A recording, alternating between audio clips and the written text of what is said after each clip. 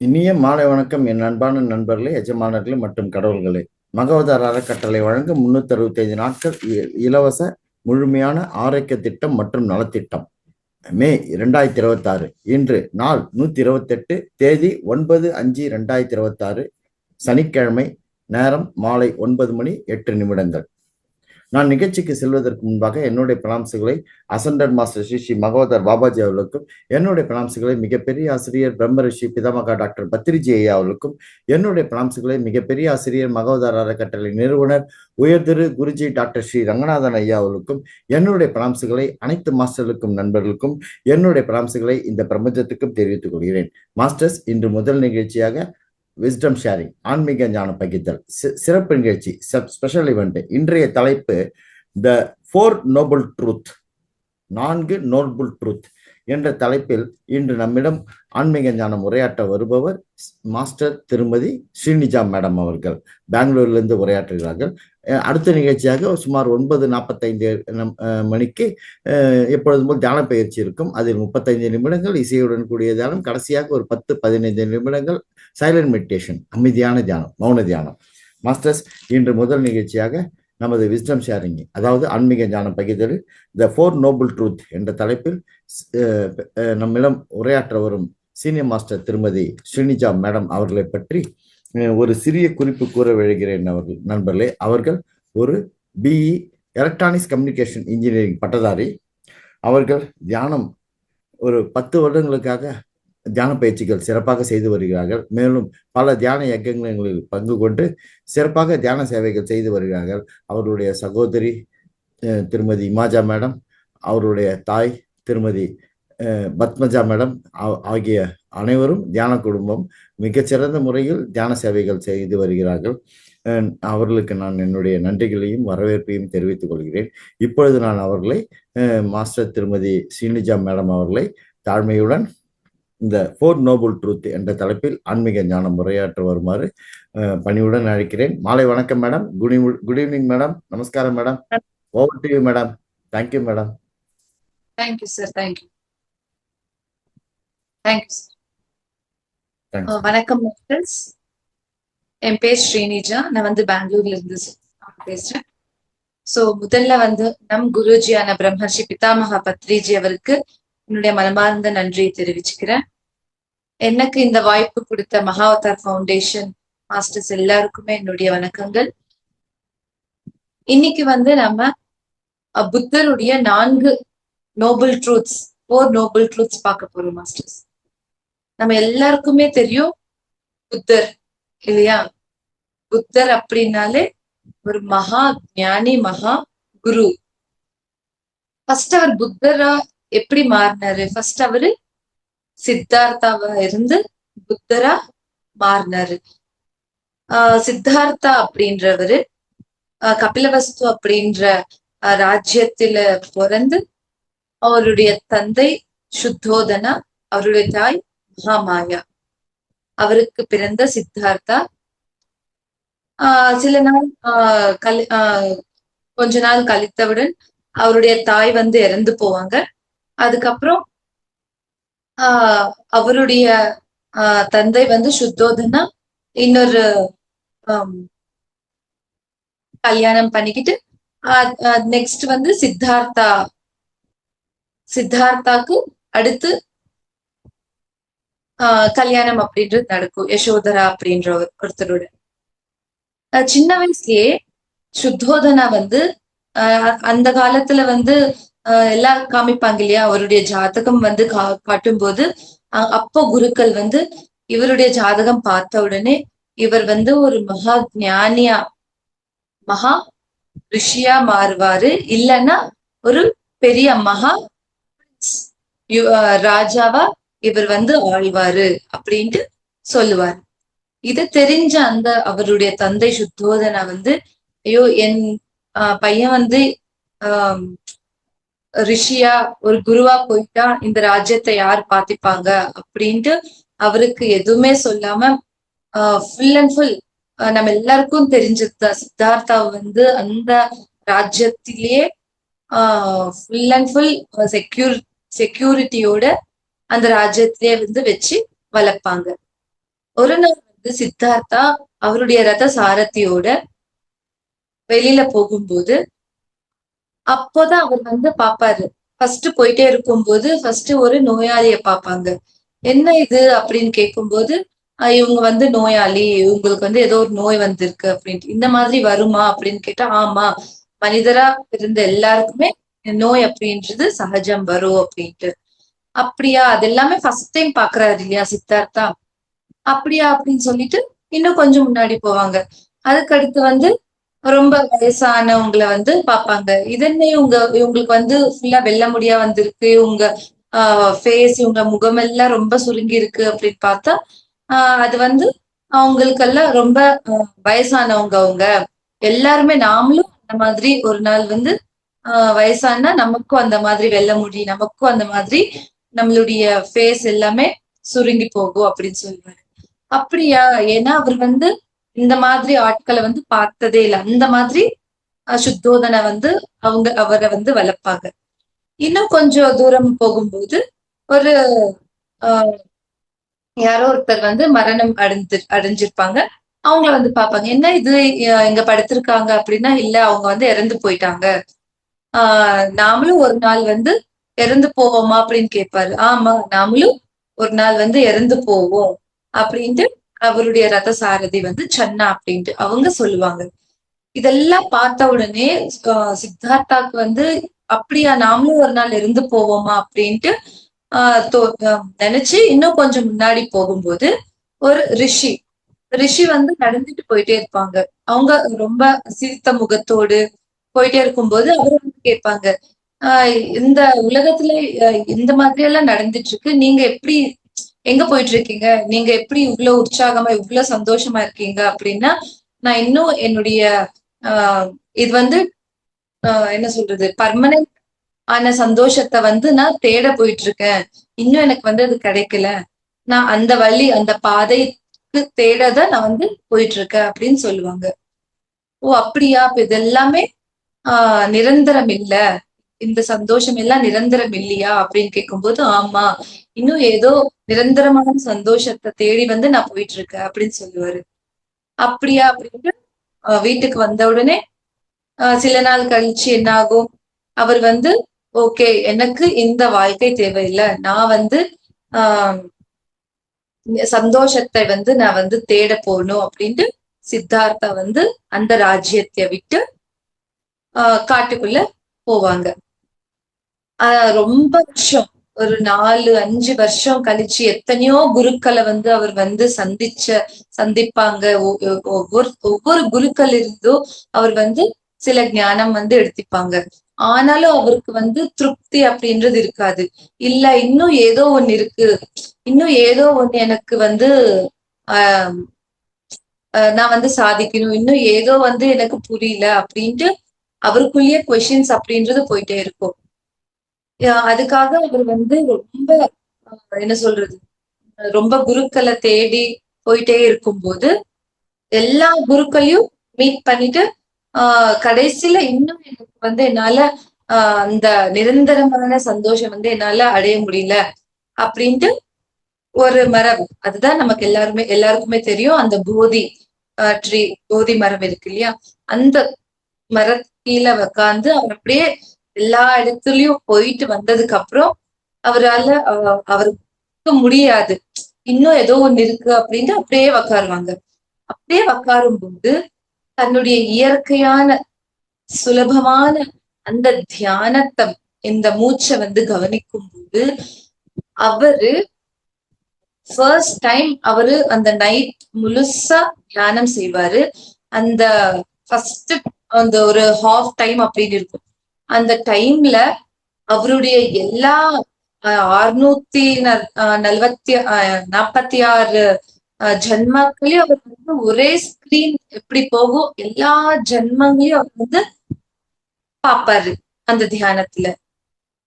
அவருக்கு அப்படியே ரொம்ப ஆச்சரியம், உள்ளுக்குள்ள ஏதோ ஒரு தெரியாத சந்தோஷம், அவ்வளவு சந்தோஷமா அவருக்கு இருக்கும். என்ன இவ்வளவு சந்தோஷமா இருக்கு, என்னுடைய இத்தனை ஜென்மங்கள் கழிச்சு நான் வந்து இங்க வந்திருக்கிறேன்னா, இத்தனை ஜென்மங்களையும் நான் வந்து தெரிஞ்சுக்கிட்டேன். ஒரே நாள்ல ஒரே சிட்டிங்ல வந்து அவர் அவருடைய எல்லா ஜென்மங்களையும் அவர் வந்து பாப்பாரு. அதுக்கடுத்து இன்னொரு ஹாஃப் அந்த ஒரே நாள்ல அந்த மெடிடேஷன்ல அவருடைய பாடி, அவருடைய உடல் முழுசா ஒரு என்ன சொல்றது, ஒரு மண்ணு, ஒரு செடி, ஒரு பறவையிலிருந்து அந்த தெய்வீகம் வரை அவர் பாடியில, அவர் உடல்லயே அவர் வந்து ஃபீல் பண்ணுவாரு, அவர் வந்து பாப்பாரு. அப்போ அவர் நினைப்பாரு, ஓகே நம்ம உடல்லயே எல்லாமே இருக்கு. ஒரு மண்ணு, ஒரு உயிரில்லாத பொருள்ல இருந்து அந்த தெய்வத்தை வரையும் நமக்குள்ளேயே எல்லாமே இருக்கு அப்படின்றது அவர் உணர்வாரு. அப்படி தியானம் செய்யும் போதுதான் அவருக்கு இந்த ஓகே எதுக்கு நாம எல்லாம் இந்த மாதிரி எல்லாருமே ஓடுறாங்க, எல்லாருக்குமே நான் வந்து இதை போதிக்கணும், இந்த தியானத்தை வந்து சொல்லணும், என்ன குறைவா இருக்கு, இந்த உலகத்துல என்ன எல்லாருக்கும் வேணும் அப்படின்ட்டு அவர் சிந்திக்கும் போதுதான் இந்த 4 நோபல் ட்ரூத்ஸ், 4 சத்தியங்கள் அப்படின்னு சொல்லுவோம், புத்தரின் சத்தியங்கள், இது வந்து அவருக்கு தெரியப்படுத்துறாரு. இது அவருக்குள்ள இருந்து வந்தது. அந்த 4 நோபல் ட்ரூத்ஸ் என்ன அப்படின்னா, ஃபர்ஸ்ட் வந்து அவரு இந்த உலகத்துல எல்லா துக்கம் அப்படின்றது இருக்கு அப்படின்ட்டு அவருக்கு தெரிய வருது.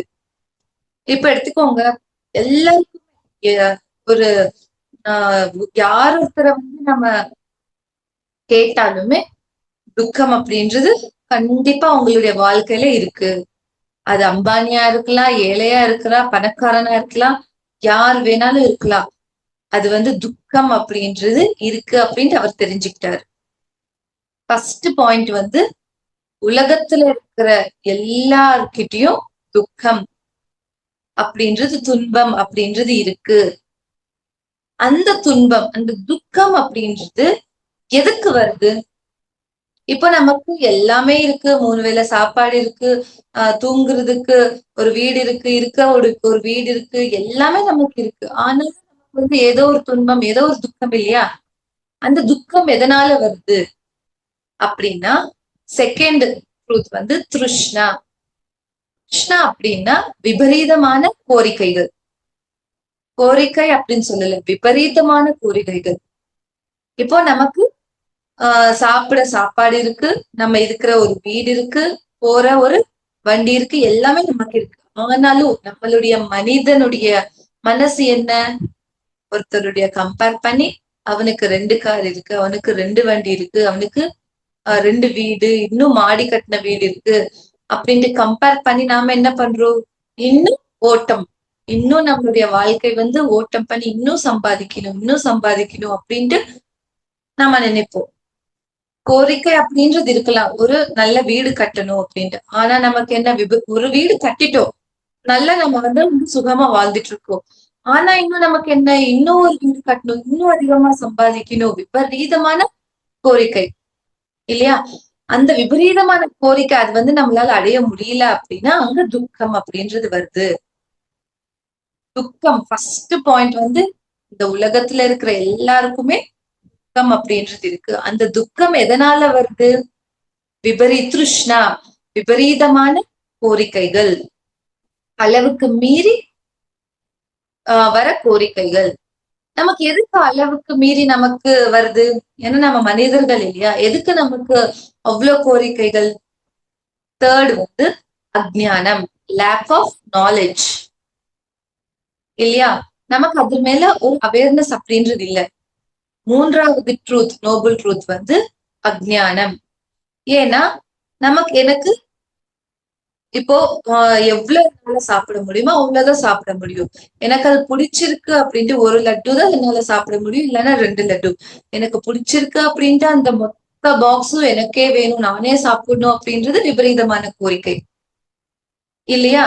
ஏன்னா இப்ப சின்ன பசங்களுக்கு எடுத்துட்டு போய் நம்ம கொடுத்தா அவங்களுக்கு தெரியாது எவ்வளோ எடுத்துக்கணும், நல்லா கொட்டுவாங்க, இல்லைன்னா செதறி அவங்க வந்து போட்டுடுவாங்க. அவங்களுக்கு அத பத்தி தெரியாது, எந்த மாதிரி நம்ம வந்து சாப்பிடணும் அப்படின்ட்டு, எவ்வளவு சாப்பிடணும் அப்படின்ட்டு, எப்படி எடுத்து சாப்பிடணும். ஆனா ஏன்னா உங்களுக்கு அந்த நாலேஜ் அப்படின்றது இல்லை, இன்னும் அந்த ஞானம் அப்படின்றது இல்லை. நாமளும் அதே மாதிரி செஞ்சா நம்ம அந்த அஜ்ஞானத்தினாலதான் நமக்கு விபரீதமான கோரிக்கைகள் அப்படின்றது. நம்ம ஞானம் அப்படின்னா நமக்கு 3 வேளை சாப்பாடு எனக்கு இருக்கு, என்னால தங்குறதுக்கு ஒரு வீடு இருக்கு, நல்லா சம்பாதிக்கிறேன், இந்த லைஃப்க்கு எனக்கு இது போதும். அதோட நம்ம முடிக்கிறது இல்ல, இன்னும் சம்பாதிக்கணும். அந்த இன்னும் இன்னும் இன்னும் அப்படின்றது அஜ்ஞானம். நமக்கு அந்த ஞானம் அப்படின்றது இல்ல. இன்னும் நிறைய வேணும், இன்னும் நிறைய வேணும் அப்படின்ட்டு நம்ம அந்த கோரிக்கைகள். எப்போ நமக்கு அந்த ஞானம், எனக்கு இது போதும், எனக்கு இந்த வாழ்க்கை, நான் எத்தனை பேர் என்னுடைய வாழ்க்கை எவ்வளவு அழகா இருக்கு, எவ்வளவு நல்லா இருக்கு, நமக்கு எல்லாருக்குமே நல்லா இருக்கும், 3 வேளை சாப்பாடு, நல்ல வசதியான ஒரு வீடு, தங்குறதுக்கு இடம், எல்லாமே நல்லா இருக்கு. ஆனாலும் நம்ம அது இருக்கிறத வச்சு நம்ம சந்தோஷப்படுறோமா? இல்ல. இன்னொன்னு, எனக்கு அது வேணும், இது வேணும் அப்படின்றது, அதுதான் அஜ்ஞானம். 3வது நோபல் ட்ரூத் அப்படின்றது அஜ்ஞானம். துக்கம் எதனால விபரீதமான கோரிக்கைகள்னால. கிருஷ்ணா அப்படின்னு அந்த விபரீதமான கோரிக்கைகள் எதனால நமக்கு சரியான ஞானம் அப்படின்றது இல்லாததுனால. நமக்கு இது போதும், அதோட நம்ம ஸ்டாப் பண்ணிட்டோம்னா, எனக்கு 50,000 சேலரி எனக்கு போதும், நான் என்னுடைய லைஃப் லீட் பண்றேன், எனக்கு சந்தோஷமா போறேன் அப்படின்ட்டு. ஆனா நம்ம அதை இது பண்ணாம, இன்னும் எனக்கு ப்ரொமோஷன் வேணும், 1 lakh வேணும், 1.5 lakh வேணும், அதுக்கு தகுந்த மாதிரி இருக்கும். நம்மளுடைய ஃபேமிலியில டைம் ஸ்பெண்ட் பண்றது கம்மியாயிடும், ஒர்க் ப்ரெஷர் அதிகமாயிடும், ஸ்ட்ரெஸ் அதிகமாகும். இப்ப எல்லாமே ஒர்க் ஸ்ட்ரெஸ் எதனால?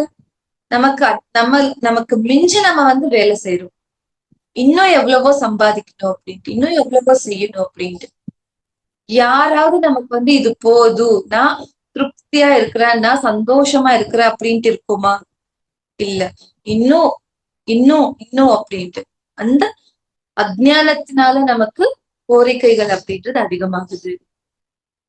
அந்த அஜ்ஞானம் அப்படின்றது நமக்கு எதனால வருது? 4வது பாயிண்ட் அஷ்டாங்க மார்க்கம். இதுதான் நம்ம எல்லாருக்குமே தெரியும், நிறைய பேர் நம்ம கேள்விப்பட்டிருப்போம். புத்தரினுடைய 8-fold path அப்படின்ட்டு. இந்த அஷ்டாங்க மார்க்கம் தான் நமக்கு எல்லாருக்குமே தெரியும். இந்த 8 அஷ்டாங்க மார்க்கம் இது நம்மளுடைய லைஃப்ல நம்ம ஃபாலோ பண்ணோம் அப்படின்னா, நம்மளுடைய லைஃப் நமக்கு துக்கம் இல்லாத வாழ்க்கை, நமக்கு ரொம்ப சந்தோஷமான வாழ்க்கை அப்படின்றது நமக்கு கிடைக்கும் மாஸ்டர்ஸ். அந்த அஷ்டாங்க மார்க்கம் என்ன அப்படின்னா, ஃபர்ஸ்ட் சரியான கண்ணோட்டம் அப்படின்னா ரைட் வியூ அப்படின்ட்டு.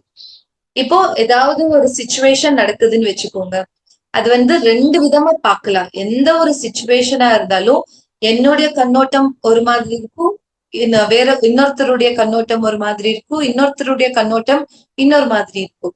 ஆனா நாம எந்த மாதிரியான கண்ணோட்டத்துல பாக்குறோம், அத நாம யாரு எந்த மாதிரி பார்த்தாலுமே நாம ஃபர்ஸ்ட் நமக்கு நான் அப்படின்றது கொஸ்டின் நமக்குள்ள போகணும். யாரையும் நம்ம ஜட்ஜ் பண்ணக்கூடாது. நான் எந்த மாதிரியான அந்த சிச்சுவேஷனை பாக்குறேன். இப்போ ஃபார் எக்ஸாம்பிள் எடுத்துக்கோங்க, நம்ம வீட்டுக்கு எத்தனையோ வருஷம் கழிச்சு நம்ம ஃப்ரெண்டோ நம்ம ரிலேட்டிவ்ஸோ வராங்க. ஆனா வரும்போது அவங்களுடைய வேலை, அவங்க என்ன பண்ணணும், நமக்கு அவ்வளவு இம்பார்ட்டன்ஸ் கொடுக்காம அவங்களுக்கு என்ன எது வேணுமோ அதுவே பண்ணிக்கிட்டு எந்த ஒரு நமக்கு கான்டாக்டும் இல்லாம அவங்க செஞ்சா நம்ம என்ன நினைப்போம், பாரு அவனுக்கு எவ்வளவு ஒரு கொழுப்பு, எவ்வளவு ஒரு ஈகோ, கூட எனக்கு என் கூட பேச முடியல அப்படின்ட்டு நாம இந்த பிசிக்கல் லைஃப்ல நம்ம பாக்குறது அந்த மாதிரி கண்ணோட்டத்துல பாக்குறோம். ஆனா இந்த ஸ்பிரிச்சுவாலிட்டி, இந்த ஆன்மீகம் என்ன சொல்லுது அப்படின்னா, அவன் நமக்கு சொல்லி கொடுக்குறான். பாரு, நமக்கு கான்டாக்ட் இல்லதுன்னு அவ்வளவா சரியா பேசுறது இல்ல, நம்ம அவங்க மேல ரொம்ப அட்டாச்மெண்டோ, ரொம்ப ஃபீலிங்கோ, ரொம்ப ஒரு இஷ்டம் வச்சிருப்போம். அவங்க அந்த மாதிரி பிஹேவ் பண்ணும்போது நமக்கு எடுத்து காட்டுறாங்க, என் மேல நீ அட்டாச்மெண்ட் வச்சுக்காத, நான் இந்த மாதிரிதான். அவங்களுடைய பிஹேவியர்லயே நமக்கு தெரிஞ்சு போயிடும். இந்த ஸ்பிரிச்சுவாலிட்டியில என்ன அப்படின்னா, நம்மளுடைய பாக்குற கண்ணோட்டம் நம்ம சேஞ்ச் பண்ணிக்கணும். இப்போ அவங்க அந்த மாதிரி செய்யும் போது நாம என்ன பண்ணணும்? ஓகே, உங்களுடைய பிஹேவியர் இந்த மாதிரி இருக்கு. நெக்ஸ்ட் டைம் நாமளும் அட்டாச்மெண்ட்ஸ், இப்போ நமக்கு வந்து எல்லார் மேலயும் அட்டாச்மெண்டோ ரொம்ப சென்சிட்டிவோ எல்லாரும் ரொம்ப பிடிக்கும் அப்படின்னு இருக்கோன்னு வச்சுக்கோங்க. அவங்க வந்து நமக்கு எடுத்து காட்டுறாங்க, நீ வந்து அட்டாச்மெண்ட்ஸோட இருக்காத அப்படின்ட்டு. ஏன்னா அந்த மாதிரி சிச்சுவேஷன் வந்தாதான் நம்ம வந்து அட்டாச்மெண்ட் அப்படின்றது குறைப்போம். ஆனா அதே பிசிக்கல்லா நம்ம பார்த்தோம் அப்படின்னா, பாரு அவனுக்கு எவ்வளவு கொழுப்பு, எனக்கு கூட வந்து பேச கூட அவனுக்கு வந்து முடியாதா, இனிமே நானும் பேசக்கூடாது அப்படின்ட்டு நம்ம அந்த மாதிரி நினைப்போம். இங்க வந்து நம்மளுடைய பாக்குற பார்வை, ஐ மீன் பாக்குற கண்ணோட்டம் நம்ம வந்து சேஞ்ச் பண்ணிக்கணும். சரியான கண்ணோட்டத்துல வந்து பார்க்கணும்.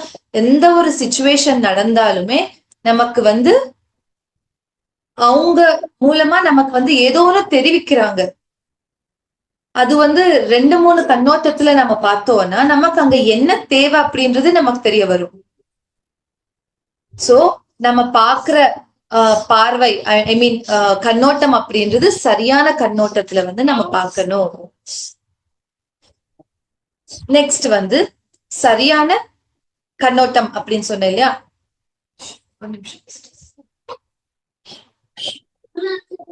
அடுத்தது வந்து சரியான கோரிக்கை, ரைட் டிசைர் அப்படின்ட்டு. இப்ப நிறைய பேர் சொல்லுவாங்க, ஆன்மீகத்துல போனா நமக்கு கோரிக்கைகள் இருக்கக்கூடாது, நமக்கு எந்த ஒரு ஆசையும் இருக்கக்கூடாது, எல்லாமே நம்ம வந்து ஆசைப்படக்கூடாது, அங்க போக இல்ல. புத்தரே சொல்லிருக்காங்க பாருங்க, சரியான கோரிக்கை. அதுவும் எந்த மாதிரி கோரிக்கை இருக்கணும்? கோரிக்கை அப்படின்றது, ஆசை அப்படின்றது நமக்கு இருக்கணும். இப்போ நமக்கு ஒரு ட்ரெஸ் வாங்குறோம், அது ஆசை. நமக்கு ஒரு 10 ட்ரெஸ், இன்னும் எனக்கு 10 ட்ரெஸ் நமக்கு அளவுக்கு மிஞ்சி நம்ம வாங்கணும், எனக்கு இன்னொருத்தர் போட்டிப்பாங்க, நம்ம ஒரு 10 ட்ரெஸ்ஸே வாங்கிட்டோம்.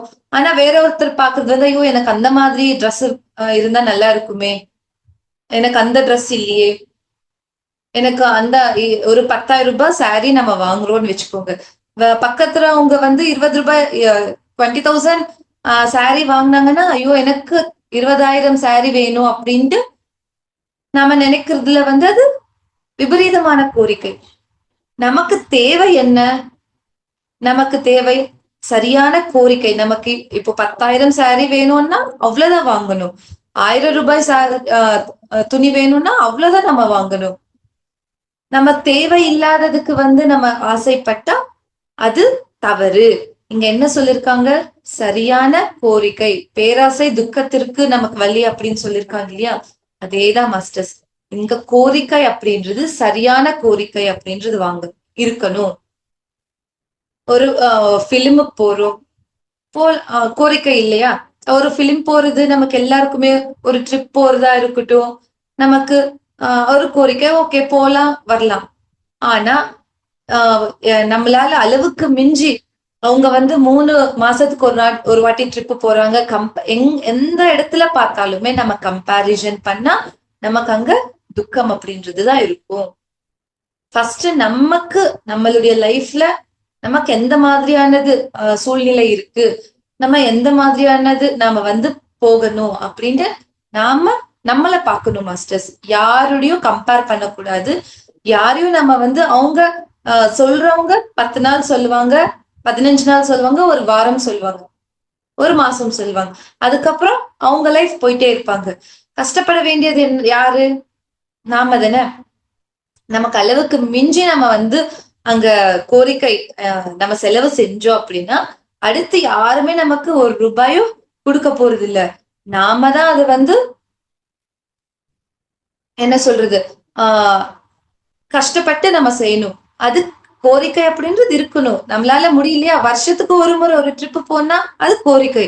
வருஷத்துக்கு 10 ட்ரிப்பு போகணும் அப்படின்றது பேராசை, விபரீதமான கோரிக்கை.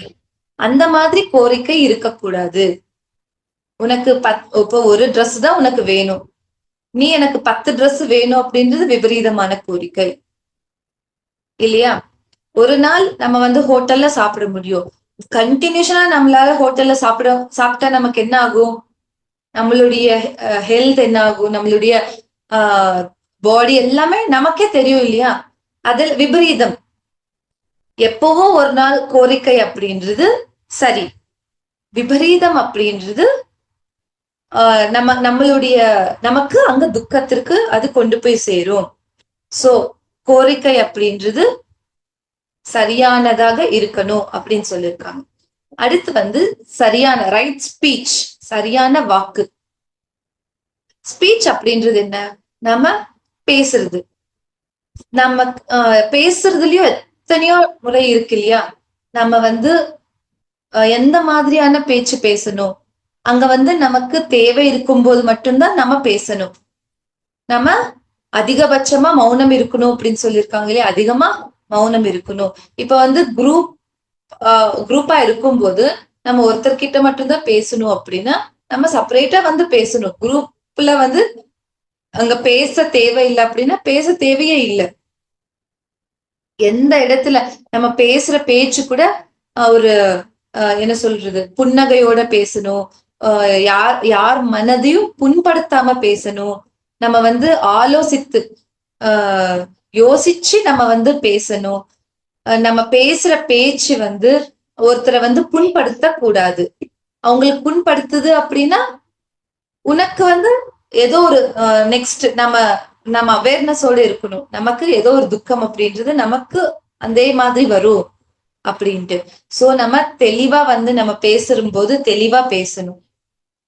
பேச தேவை இருக்கும்போது மட்டும்தான் பேசணும் மாஸ்டர்ஸ். இல்லைன்னா ரொம்ப குறைவா வந்து நம்ம பேசணும். பேசும்போது நமக்கு நம்மளுடைய மனம் திறந்து ரொம்ப அழகா நமக்கு என்ன பட்டிருக்கோ அந்த மாதிரி பேசணும். ஃப்ரண்ட்ல முன்னாடி ஒரு மாதிரி பேசி பின்னாடி ஒரு மாதிரி பேசி அந்த மாதிரி பேச்சு பேசக்கூடாது. நம்ம பேசுறது வந்து ஒரு 10 பேருக்கு அங்க யூஸ் ஆகுது அப்படின்னா அந்த இடத்துல பேசணும். 10 பேரை புண்படுத்துது அப்படின்னா நம்ம அங்க பேசக்கூடாது. சோ சரியான வாக்கு, இந்த பேச்சு அப்படின்றது ரொம்ப ரொம்ப இம்பார்ட்டன்ட் மாஸ்டர்ஸ்.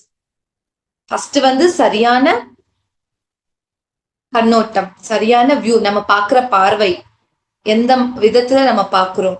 ஒரு சிச்சுவேஷனுக்கு எத்தனையோ கண்ணோட்டங்கள் இருக்கு. நமக்கு எது நல்லது அது சரியான கண்ணோட்டத்துல பார்க்கணும். அடுத்து சரியான கோரிக்கை, நெக்ஸ்ட் சரியான வாக்கு, ரைட் ஸ்பீச். அடுத்து வந்து சரியான கர்மா. நம்ம செய்யற ஒவ்வொரு செயலும் கரெக்டா இருக்கணும் மாஸ்டர்ஸ். ஐ மீன் சரியானதாக இருக்கணும். நம்ம கர்மாக்கள், நம்ம செய்யற ஆக்ஷன்ஸ் எல்லாமே சரியானதாக இருக்கணும். யாரையும் துன்படுத்தாம வந்து நம்ம அந்த கர்மாவை செய்யணும். அந்த கர்மா அப்படின்னா என்ன? ஆக்ஷன் என்ன? ஒருத்தருக்கு உதவி செய்யறதாகட்டும், ஒரு இடத்துல அன்னதானம் கொடுக்கறதா இருக்கட்டும், இது எல்லாமே சரியான கர்மாக்கள், சரியான ஆக்ஷன் அப்படின்ட்டு. இப்ப ஏதோ ஒரு இடத்துல வந்து எங்கோ தீங்கு நடக்குது அப்படின்னா அதுக்கு வந்து நம்ம வந்து ஒத்தாசை இருக்கக்கூடாது. நாம எந்த மாதிரியான கர்மாக்கள் பண்ணிட்டு இருக்கோம், நம்ம பேசுற பேச்சால அவங்க துன்பம் அடைறாங்க அப்படின்னா அது தவறு. நம்மளுடைய செயல்கள் ஆகட்டும், நம்ம ஒருத்தரை வந்து அடிக்கிறதோ இல்லைன்னா ஒருத்தரை வந்து ஹிம்சை, மனிதர்களே அப்படின்றது இல்ல, நம்ம விலங்குகள் கூட அவங்கள வந்து ஹிம்சை பண்றதோ அதெல்லாம் பண்றது எல்லாமே சரியானதல்ல. சரியான ஆக்ஷன், சரியான கர்மாக்கள் வந்து நம்ம பண்ணணும். அடுத்து வந்து சரியான லிவ்லிஹுட், ஐ மீன் சரியான வேலை, சரியான ஜாப் அப்படின்னு சொல்லலாம். நம்ம செய்யற ஜாப் எந்த மாதிரி இருக்கணும் அப்படின்னா நல்ல நல்ல விஷயங்களோட இருக்கணும். ஐ மீன் ஒருத்தரை வந்து கொள்ளையடிச்சு சம்பாதிக்கிறதாகட்டும், ஒருத்தரை வந்து மோசம் பண்ணி சம்பாதிக்கிறதாகட்டும், இந்த மாதிரி செய்யக்கூடாது. வட்டிக்கு 3 ரூபாய் வட்டி, 5 ரூபாய் வட்டி கொடுத்து நம்ம வந்து சம்பாதிக்கிறதாகட்டும், அந்த மாதிரி சம்பாதிக்க கூடாது. சரியான வழியில லஞ்சம் வாங்கி சம்பாதிக்கிறதோ அந்த மாதிரி இருக்கக்கூடாது. நமக்கு எவ்வளவு முடியுமோ அவ்வளோ நம்மளால எவ்வளோ சரியான அளவுல வந்து நம்மளால சம்பாதிக்க முடியுமோ அவ்வளவுதான் நீ சம்பாதிக்கணும். அதுவும் நீ சரியான வழியில நீ சம்பாதிச்சா எவ்வளவு வேணாலும் சம்பாதி. சரியான வழியில அந்த ஜாப்ல யாரையும் இப்போ வந்து கஷ்டப்படுத்தாம நம்ம வந்து சம்பாதிக்கிறது வந்து அது சரி, சரியான வேலை. அடுத்து வந்து சரியான கவனம். கவனம் அப்படின்னா சரியான எஃபர்ட்ஸ் மாஸ்டர்ஸ். யார் எல்லா இடத்துலயும் பாருங்க, யார் ஒருத்தரையும் துன்புடுத்தாம கஷ்டப்படுத்தாம செய்யற ஒவ்வொரு வேலையும் சரியானதுதான். இங்க எஃபர்ட் அப்படின்னா என்ன? யாரையும் கஷ்டப்படுத்தாம ஹிம்சிக்காம யார் மனதையும் துன்படுத்தாம நம்ம வந்து நம்மளுடைய கவனம் சரியான திசையில வந்து நம்மளுடைய கவனத்தை வந்து செய்யணும். நோ ஹிம்சா. நம்ம வந்து அஹிம்சை மூலமா தான் நம்ம வந்து போகணும். அதுதான் சரியான கவனம். நம்ம செய்யற ஒவ்வொரு வேலையும் கவனத்தோட செய்யணும். நம்ம செய்யற இப்போ சமைக்கிறோம், கவனத்தோட நான் வந்து சமைக்கணும். நம்ம டிரைவிங் பண்றோம், நம்ம முழு கவனம் வந்து அந்த டிரைவிங் மேலேயே இருக்கணும். எந்த ஒரு வீண் பேச்சும் பேசாம நம்ம வந்து மைண்ட்ஃபுல்னஸோட நம்ம வந்து செய்யணும். நடக்கும்போது மைண்ட்ஃபுல்னஸ் வாக்கிங் அப்படின்னு சொல்லுவோம் இல்லையா? மைண்ட்ஃபுல்னஸோட நம்ம வந்து நடக்கணும். எந்த ஒரு வேலை செஞ்சாலுமே கவனத்தோடு செய்யணும். சரியான கவனம், சரியான எஃபர்ட். நம்ம எந்த ஒரு வேலை செஞ்சாலுமே கான்சென்ட்ரேஷனோட செய்யணும். முழு அட்டென்ஷன். நமக்கு வந்து ஒரு டைலமா இருக்கக்கூடாது. ஃபுல் அண்ட் ஃபுல் எஃபர்ட் அந்த ஒரே வேலை மேல இருக்கணும். ஒரே வாட்டி 2 வேலை பண்றதா இருக்கட்டும், இல்லைன்னா ஒருத்தரை வந்து துன்புறுத்தி, இல்லைன்னா ஒருத்தரை வந்து ஏமாத்தி செய்யற வேலை செய்யக்கூடாது.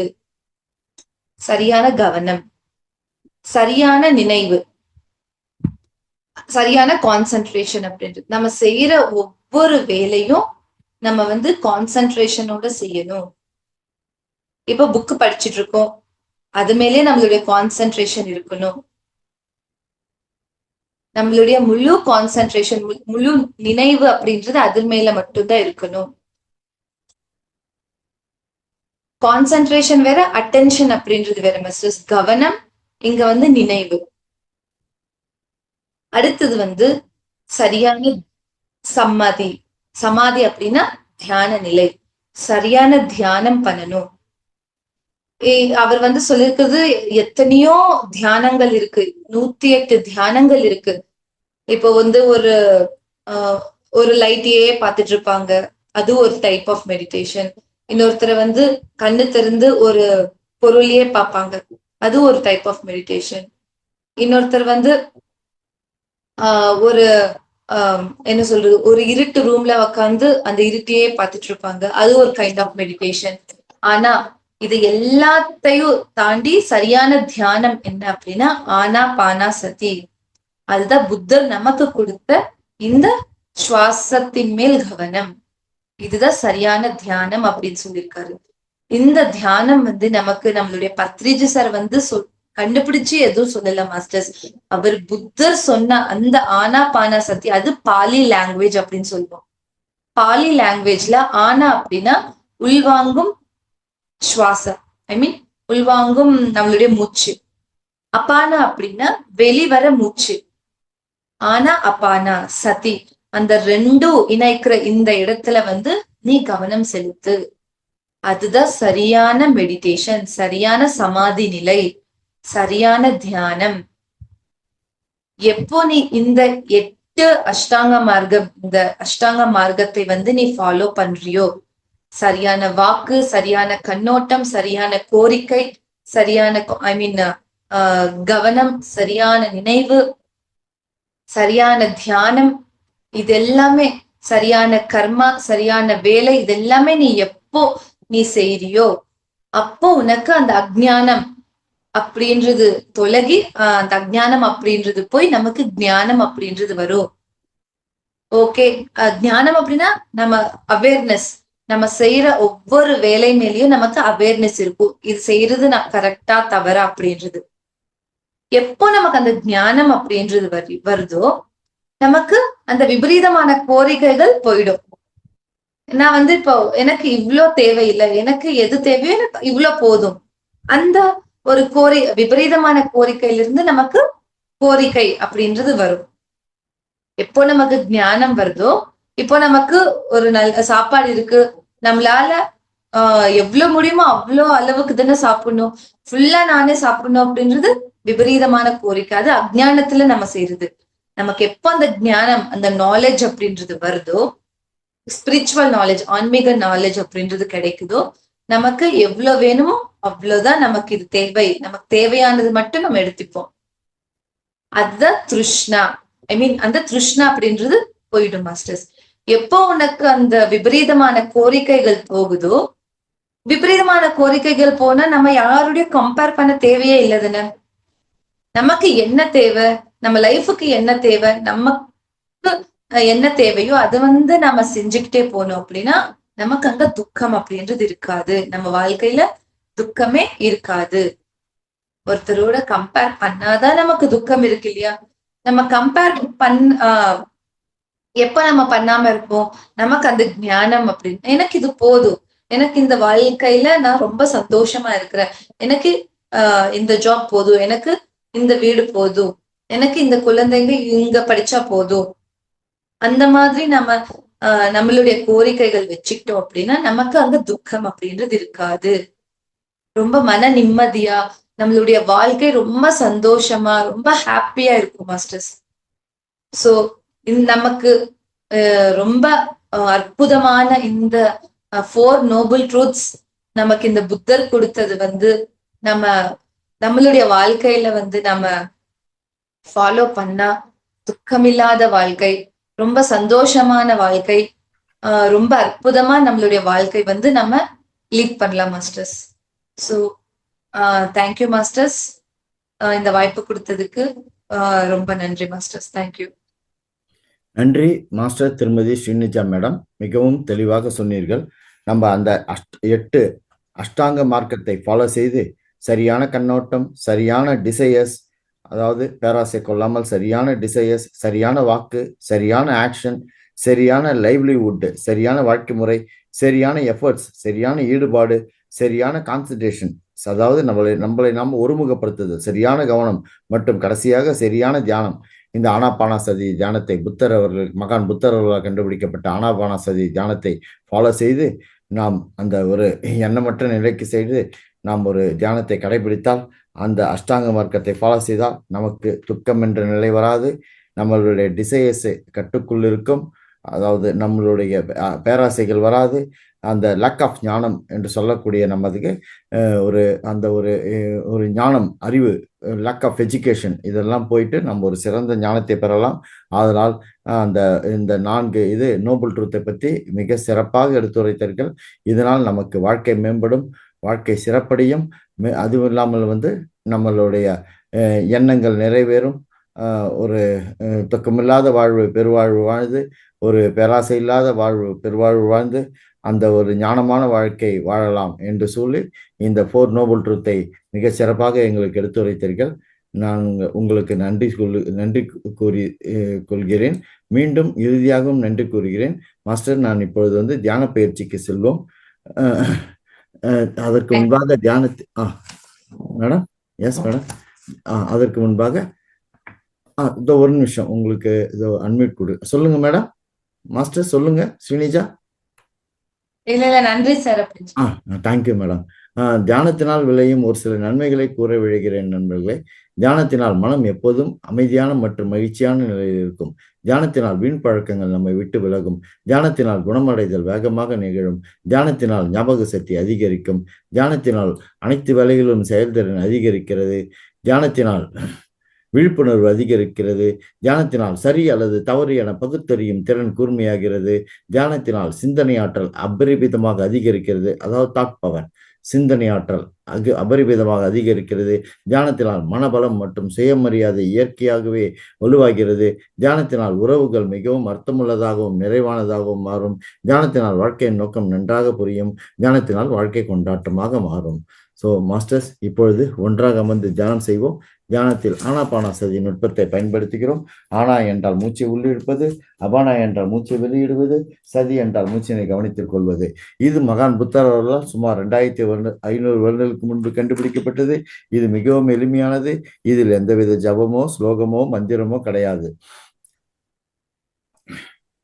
மாஸ்டர்ஸ், நீங்கள் அனைவரும் ஒரு கிளாஸ் தண்ணீர் அருந்திவிட்டு மேலும் ஒரு கிளாஸ் தண்ணீர் அருகில் வைத்துக் கொள்ளவும், நீங்கள் அமர்ந்திருக்கும் உங்கள் அறையின் விளக்கின் வெளிச்சத்தை குறைத்துக் கொள்ளவும், நீங்கள் கண்ணாடி அணிந்திருந்தால்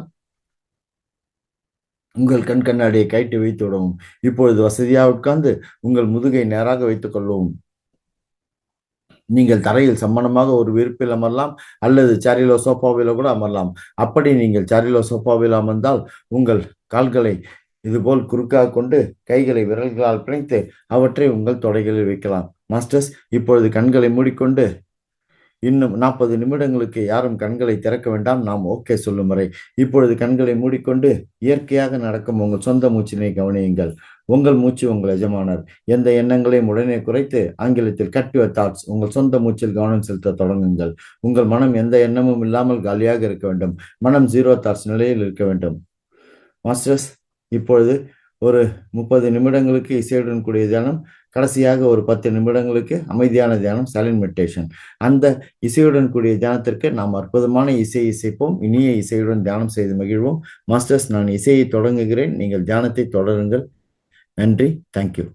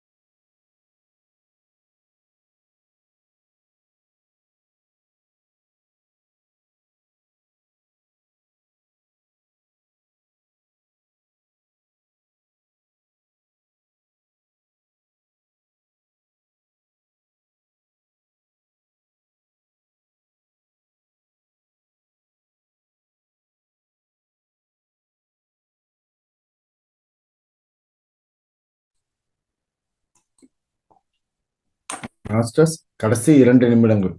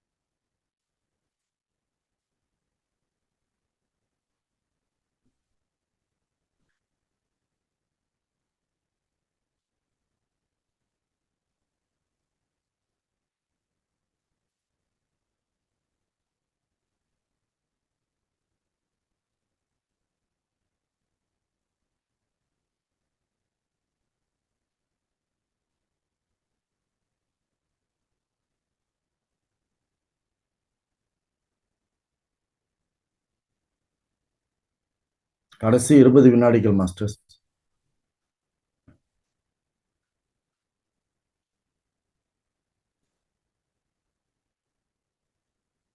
5 4 3 2 1. மாஸ்டர்ஸ், இப்பொழுது நீங்கள் உங்கள் இரு கைகளின் விரல்களையும் உங்கள் கண்களின் மேல் மெதுவாக வைக்கவும். அந்த சக்தியினை 5 வினாடிகள் உணரவும். 5 4 3 2 1. மாஸ்டர்ஸ், இப்பொழுது உங்கள் இரு கண்களையும் மெதுவாக மலர்ந்த முகத்துடன் திறக்கவும். நன்றி மாஸ்டர்ஸ். நாம் இப்பொழுது ஒரு மிகச்சிறந்த தியானத்தை செய்து முடித்தோம். தேங்க்யூ மாஸ்டர் திரு ரவி சார். நான் நிகழ்ச்சியின் இத்துடன் நிறைவு செய்கிறேன். நாளை காலை நிகழ்ச்சி வேர்ல்டு வெல்னஸ் மெடிடேஷன் நிகழ்ச்சி இருக்குது சார். 4 மணிலேருந்து 7 மணி வரைக்கும். அதில் 2 மணி நேரம் வந்து இசையுடன் கூடிய தியானம், அடுத்தது 1 மணி நேரம் சைலண்ட் மெடிடேஷன் இருக்கும். அப்புறம் விஸ்டம் ஷேரிங் சார் கொடுப்பாங்க, அதை அட்டன் பண்ணுங்க. மாஸ்டர் திரு ரவி சார், நீங்கள்